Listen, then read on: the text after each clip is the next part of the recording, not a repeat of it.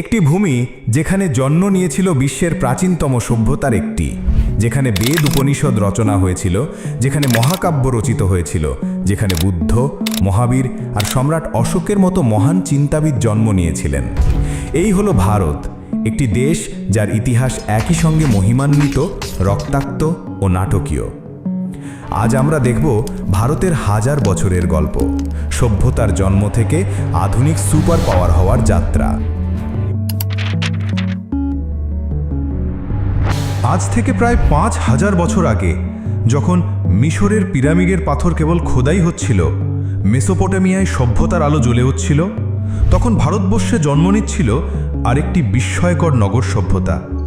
এ ছিল সিন্ধু উপত্যকার সভ্যতা, যা ইতিহাসবিদদের কাছে পরিচিত হরপ্পা মহেঞ্জোদারো সভ্যতা নামে। মানব ইতিহাসের অন্যতম প্রাচীন ও পরিকল্পিত শহরগুলোর জন্ম হয়েছিল এই উপত্যকায়।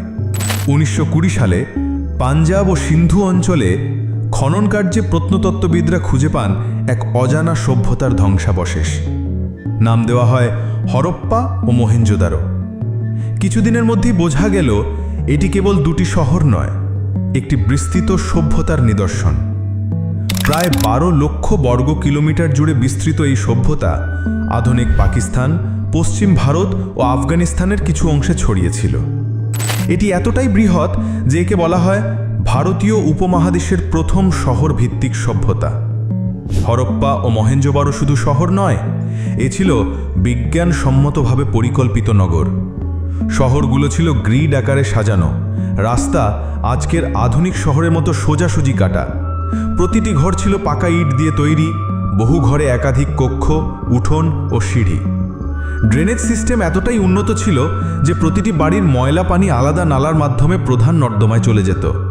মহেঞ্জোদারোতে পাওয়া যায় গ্রিট বাথ, একটি বিশাল জনস্নানাগার, যা সামাজিক ও ধর্মীয় অনুষ্ঠানের জন্য ব্যবহৃত হতো বলে ধারণা করা হয়।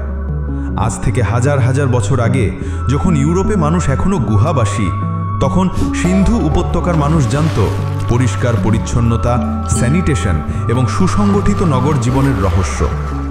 সিন্ধু সভ্যতার মানুষের জীবনের মূল ভিত্তি ছিল কৃষি। তারা গম, যব, খেসারি, তিল, তুলা এবং চাল চাষ করত। ষাঁড়, মহিষ, উট ব্যবহার করত কৃষিকাজে। বিশেষত্ব ছিল তুলা উৎপাদনে। ইতিহাসে প্রথম তুলনামূলক আধুনিক কাপড়ের ব্যবহার শুরু হয়েছিল এই সভ্যতায়। তারা কেবল কৃষক ছিল না, ছিল দক্ষ বণিকও। মেসোপটেমিয়ার সাথে সিন্ধু সভ্যতার বাণিজ্যের প্রমাণ মেলে। সোনার অলঙ্কার, মূল্যবান পাথর, পুঁতির হার ও ধাতব সামগ্রী তাদের প্রধান রপ্তানি পণ্য ছিল। শিলমোহরের মাধ্যমে পণ্য শনাক্ত করা হতো, যা আজও প্রত্নতত্ত্ববিদদের কাছে বিস্ময়ের বিষয়। সিন্ধু সভ্যতার মানুষের বিশ্বাস জটিল ছিল। তারা প্রকৃতি পূজক ছিল বলে ধারণা করা হয়। মাতৃদেবীর মূর্তি পাওয়া গেছে, যা উর্বরতার প্রতীক। পশু পূজা প্রচলিত ছিল, বিশেষ করে ষাঁড় বা নন্দীর প্রতীক বহুবার এসেছে। কিছু প্রত্নবস্তু দেখে গবেষকরা বলেন, সম্ভবত এখানে শিবলিঙ্গ ও যোগাসন প্রথার সূচনা ঘটেছিল। তাদের শিল্প ছিল অসাধারণ।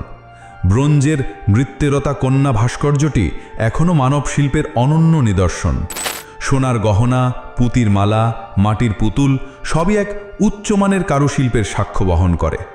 সিন্ধু সভ্যতার সবচেয়ে বড় রহস্য তাদের লিপি। প্রায় ৪০০ প্রতীক নিয়ে গঠিত এই লিপি আজও সম্পূর্ণরূপে পাঠোদ্ধার করা যায়নি।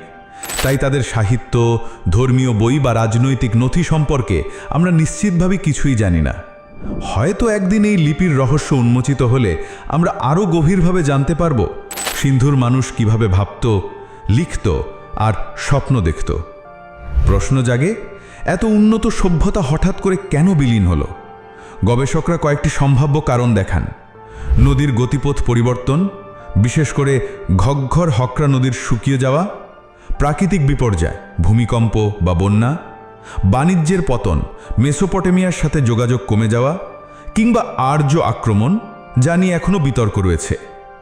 যে কারণেই হোক, খ্রিস্টপূর্ব ১৯০০ সালের দিকে ধীরে ধীরে হরপ্পা ও মহেঞ্জোদারো শহরগুলো পরিত্যক্ত হয়ে যায়।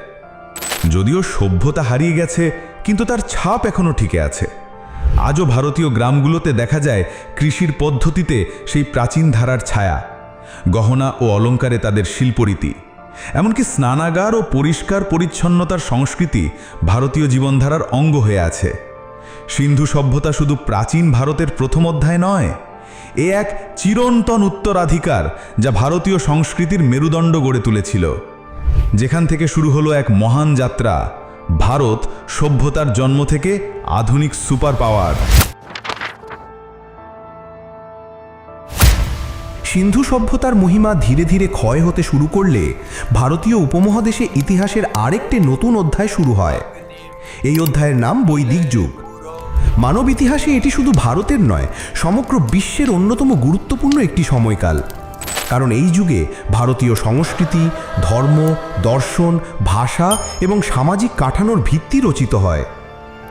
কিন্তু এই গল্প শুধু একটি নতুন সভ্যতার জন্মের নয়, বরং আর্যদের আগমন, তাদের সংস্কৃতি, তাদের সঙ্গে স্থানীয়দের মেলবন্ধন এবং একটি নতুন সমাজ রাজনীতির রূপ গঠনের কাহিনী। আজ আমরা প্রবেশ করব সেই অতীতের ভেতরে, যেখানে পুরোহিতদের মন্ত্রধ্বনি, যজ্ঞের আগুন, বেদের স্রোত আর বৈদিক জীবনের ছাপ অমলিন হয়ে আছে। সিন্ধু সভ্যতার পতনের পর প্রায় খ্রিস্টপূর্ব 1500 অব্দে ভারতীয় উপমহাদেশের নতুন এক জনগোষ্ঠীর আগমন ঘটে। এরা নিজেদের পরিচয় দিত আর্য নামে, যার অর্থ শ্রেষ্ঠ বা উচ্চবর্ণ। ইতিহাসবিদরা মনে করেন আর্যরা মূলত মধ্য এশিয়া বা ইরান, আফগানিস্তান অঞ্চলের যাযাবর জনগোষ্ঠী থেকে এসেছিল। তারা ঘোড়াসমার, যুদ্ধকুশলী এবং পশুপালনে অভ্যস্ত ছিল। এদের হাতে ছিল রথ, যা তখনকার ভারতের মানুষের কাছে একেবারেই নতুন ছিল। আর্যদের ভাষা ছিল সংস্কৃতের প্রাচীন রূপ, যা পরে ভারতীয় সাহিত্যের এবং বৈদিক ধর্মগ্রন্থের ভিত্তি তৈরি করে।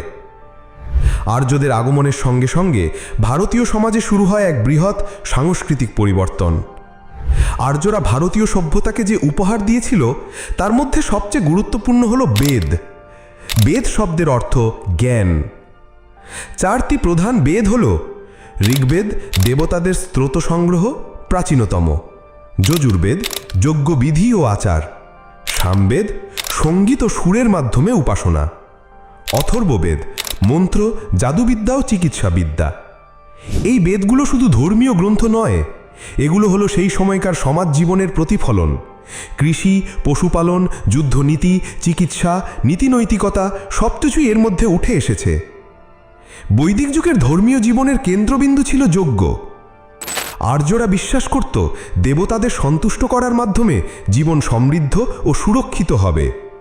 সবচেয়ে গুরুত্বপূর্ণ দেবতারা ছিলেন ইন্দ্র, বজ্র ও যুদ্ধের দেবতা, যিনি আর্যদের প্রধান রক্ষক; অগ্নি, অগ্নিদেব, যিনি দেবতাদের কাছে মানুষের বার্তা পৌঁছে দিতেন; সূর্য, আলো ও জীবনের প্রতীক; বরুণ, আকাশ ও নৈতিকতার দেবতা। এই সময়কার ধর্মীয় দৃষ্টিভঙ্গি ছিল প্রকৃতি কেন্দ্রিক। বজ্রপাত, বৃষ্টি, সূর্যোদয় সবকিছুর পেছনে তারা দেবশক্তিকে দেখত। বৈদিক যুগের মানুষ প্রধানত গ্রামে বাস করত। কৃষি, পশুপালন এবং বাণিজ্যের ওপর নির্ভর করেই তাদের জীবন চলত। পরিবার ও সমাজ ছিল পিতৃতান্ত্রিক। বংশের প্রধান ছিলেন পুরুষ, যিনি কুলপতি নামে পরিচিত ছিলেন। নারী সমাজে সম্মানিত হলেও ধীরে ধীরে তাদের অবস্থান গৃহকেন্দ্রিক হয়ে যায়। বৈদিক যুগে শুরু হয় বর্ণ ব্যবস্থার বীজ। প্রথমে এটি পেশাভিত্তিক ছিল। ব্রাহ্মণ, পুরোহিত, শিক্ষক; ক্ষত্রিয়, যোদ্ধা ও শাসক; বৈশ্য, কৃষক ও ব্যবসায়ী; শূদ্র, শ্রমজীবী জনগোষ্ঠী। সময়ের সঙ্গে সঙ্গে এই ব্যবস্থা কঠোর হতে থাকে এবং জন্মভিত্তিক রূপ নেয়, যা ভারতীয় সমাজে গভীর প্রভাব ফেলে। বৈদিক যুগে সঙ্গীত ও কবিতা ছিল জীবনের অঙ্গ। সামবেদ ছিল সুরের ভাণ্ডার। যজ্ঞে গাওয়া হতো স্ত্রোত, যা মানুষের মনে আনন্দ ও ভক্তি জাগাত। কবিতার ভাষা ছিল ছন্দময় সংস্কৃত, যা পরে মহাকাব্য রামায়ণ ও মহাভারতের ভিত্তি তৈরি করে। আর্যবিদ জীবনধারা ছিল যুদ্ধকেন্দ্রিক। তাদের কাছে রথ, ধনুকবাণ ও তলোয়ার ছিল প্রধান অস্ত্র। ছোট ছোট জনপদ গড়ে উঠেছিল, যেগুলোর নেতৃত্ব দিতেন রাজা। রাজারা ছিলেন নির্বাচিত, কিন্তু ধীরে ধীরে বংশানুক্রমিক শাসন চালু হয়। বৈদিক রাজনীতি ধীরে ধীরে রাষ্ট্র ব্যবস্থার প্রাথমিক কাঠামো গড়ে তোলে। আর্যরা ভেষজ উদ্ভিদের ব্যবহার জানত। অথর্ববেদে উল্লেখ আছে অনেক ঔষধি উদ্ভিদ ও তাদের ব্যবহার। জ্যোতির্বিদ্যা ও গণিতেরও প্রাথমিক ধারণা ছিল। বৈদিক যুগ শুধু ধর্মীয় আচারে সীমাবদ্ধ ছিল না, এখানে জন্ম নেয় দর্শন ও নৈতিকতার মূল বীজ। মানুষ বুঝতে শুরু করে জন্ম মৃত্যুর রহস্য, কর্মফল, পুনর্জন্ম ইত্যাদি ধারণা গড়ে উঠতে থাকে। এই যুগ থেকেই হিন্দু দর্শনের মূল শিকড় প্রতিষ্ঠিত হয়। আর্যরা একেবারেই নতুন কিছু নিয়ে আসেনি। তারা সিন্ধু সভ্যতার স্থানীয় জনগণের সঙ্গে মিশে এক নতুন সংস্কৃতি তৈরি করে। স্থানীয়দের আকৃষি অভ্যাস, পোশাক, খাবার, আচার অনুষ্ঠান আর্যরা গ্রহণ করে। এর ফলে ভারতীয় সভ্যতা হয় আর্য ও অনার্য সংস্কৃতির মেলবন্ধন। বৈদিক যুগ ইতিহাসের আত্মা। এই যুগেই জন্ম নেয় বর্ণ ব্যবস্থা, ধর্মীয় আচার, দর্শন, সঙ্গীত ও সাহিত্যের ভিত্তি। আর্যদের আগমন শুধু নতুন মানুষের আনেনি, বরং একটি সম্পূর্ণ নতুন সভ্যতার জন্ম দিয়েছিল।